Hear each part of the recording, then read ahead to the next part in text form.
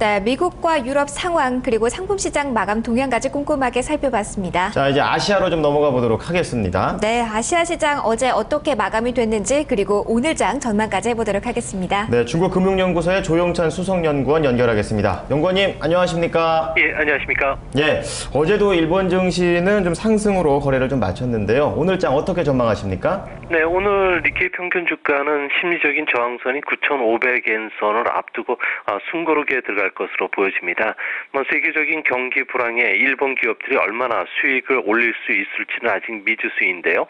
기술적으로 단기 과열 신호가 아주 뚜렷하게 나타나고 있습니다. 그래서 언제든지 차익 매물이 출회될 수 있는 수준에 지금 들어가 있는데요. 엔화가 소강 상태에 빠지면은 일본 기업들이 과연 그 명불허전인지 판단 내리기가 어렵기 때문에 아무래도 속도 조절에 들어갈 수밖에 없는 그런 그 위치입니다. 지금 그 주가 상승을 이끌어왔던 수출주를 중심으로 매수하고 엔화를 매도하는 아베 트레드가 한순간에 청산될 수 있는 그런 상황인데요.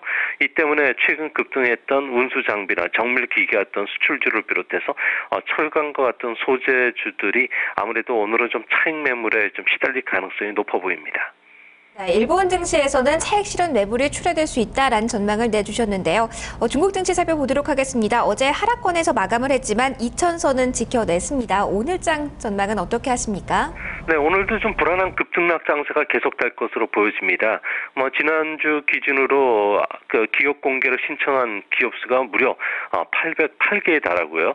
또 A증시의 그 신용 거래 잔액이 14조 원으로 사상 최고치를 경신한 것도 주가에 좀 부담이 되고 있습니다.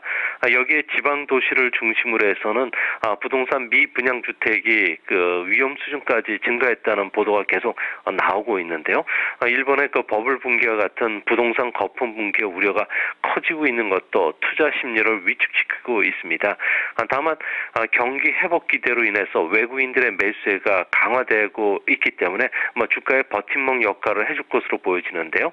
11월 들어서 외국인들은 중국 석유 천연가스라든지 중국 그 선화에너지, 중국 건설은행과 같은 아주 우량주들을 지금 매수하고 있는 그런 모습입니다. 또한 정책 호재를 갖고 있는 치수나 절수 관련주들 그리고 상품 가격 상승의 영향으로 인해서 석유와 비철금속 같은 자원주를 중심으로 해서는 순환매가 유입될 것으로 보여집니다. 네, 연구원님께서 앞서 언급을 해주셨지만 외국인 쪽에서의 매수세가 강화되고 있다는 점이 최근 중국 증시의 특징인데요.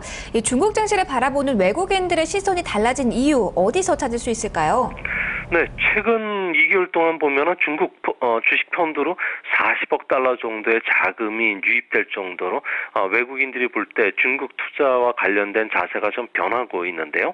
현재 중국 A 증시의 그 예상 주가 수익 비율을 보면은 12배로 상당히 좀 매력적인 사항입니다. 여기에 주가 순자산 비율은 1.44배로 12년 만에 최저 수준으로 좀 떨어져 있기 때문에 투자 위험이 줄어드는 상황입니다. 중국 증시가 바닥을 쳤다고 보는 외국인들이 이제 점차 늘고 있는데요. 11월 들어서 일본을 제외한 아시아 펀드 자금 유입의 절반이 그 중국 쪽으로 몰려들고 있는 그런 모습입니다. 하지만 바닥이라고 해서 주가가 빠른 반등을 의미하는 것은 아니라고 지금 외국인들이 보고 있는데요. 이는 그 중국 증시가 경제 성장과 직접적인 상관관계가 좀 낮기 때문입니다. 또한 분식 회계라든지 불투명한 지배 구조로 인해서 투명성이 좀 낮고요. 또 저조한 기업 실적과 기업 부채 비율이 계속 늘어나고 있다는 점도 좀 투자 위험으로 좀 작용이 되는 그런 모습입니다. 싼 주식이 많다는 것은 주가 반등 확률도 높지만 반대로 싼 만큼 이유가 있기 때문인데요. 결국 지난 4년간 급락했던 중국 증시는 바닥권에 있는 것은 사실이지만 내년 대규모의 기업 공개 물량이라든지 사상 최대의 채권 발행에 기다리고 있기 때문에 빠른 주가 반등을 좀 기대하기는 좀 어렵지 않나 보여집니다. 네, 중국에서 이 당대회에서 2020년까지 이 GDP와 국민 소득을 2010년에 비해서 2배 정도까지 끌어올릴 장기 계획을 발표했는데요. 네. 이 내년부터 수출 의존형에서 내수 주도형으로 전환하기로 했는데 가능하다고 보십니까? 경제 가장 큰 그 약점은 외부의 힘이 약하다는 건데요. 이 때문에 중국 정부 입장에서는 인건비라든지 원자재, 위안화 절상 때문에 수출 경쟁력이 약화되고 있습니다. 이로 인해서 내수 주도형 성장으로 전환하려고 하고 있는데요. 경제 전환은 말처럼 그렇게 쉽지는 않습니다. 여전히 중국에서는 높은 저축률을 갖고 있는데요. 중국의 저축률은 51%로 세계 평균인 19.7%보다 2배 이상 높고 있는 그런 모습입니다. 전체 주민들 같은 경우에도 아무래도 1990년대 이전에 우리나라처럼 절약이 몸에 배어 있는 그런 모습이고요. 또 사회 보장 시스템 정비가 늦다 보니까 아무래도 질병이나 미래 예기치 못한 사태에 대비하기 위해서 저축률이 높은 거고요. 특히 소비자 금융 발전이 지금 상당히 늦기 때문에 그렇습니다. 20, 30년 동안 저축을 해도 내 집을 살 수가 없는데요. 외동아들에 대해서 집을 장만하지 못하면 결혼을 시킬 수가 없기 때문에 대가 끊기는 것을 막기 위해서라도 집을 장만해 줘야 되기 때문에 저축률이 높은 그런 모습입니다. 여기에 중국의 소비가 과소평가된 것도 있는데요. 아무래도 중국 통계에 잡히지 않는 임대료 같은 부분이 상당히 많습니다. 그래서 이런